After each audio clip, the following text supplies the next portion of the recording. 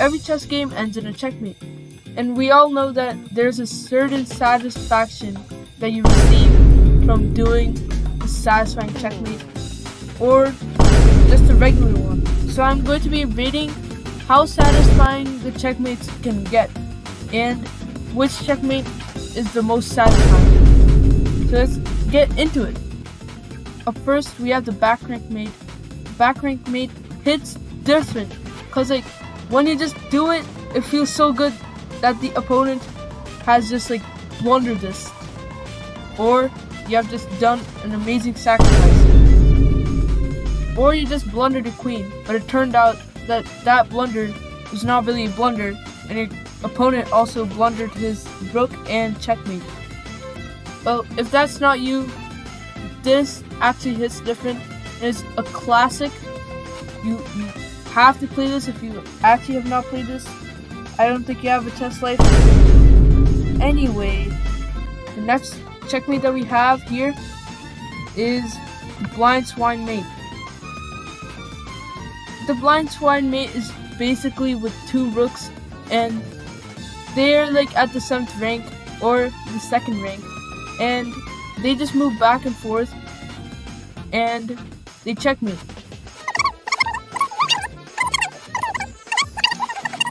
And it's so satisfying. You actually have to try this, and that's why it hits different. Next, we have the Anderson's mate. Get in the trash. Up next, we have the opera mate. Well, the opera mate is just basically when your bishop and rook are just like coordinating together. So I'm gonna just say good, because like instead of a queen, you actually get to use a rook to checkmate, which is quite nice. Nice. Up next, we have the Damianos. Literally everyone has done it. Mid. Next up, we have a pawn mate. This actually slaps. Once you have a pawn mate, there's like, that is so satisfying. The pawn mate just slaps. If you have other pieces as well, if you have other pieces and you checkmate with the pawn, it just feels gangsta. So you have to try this on your own.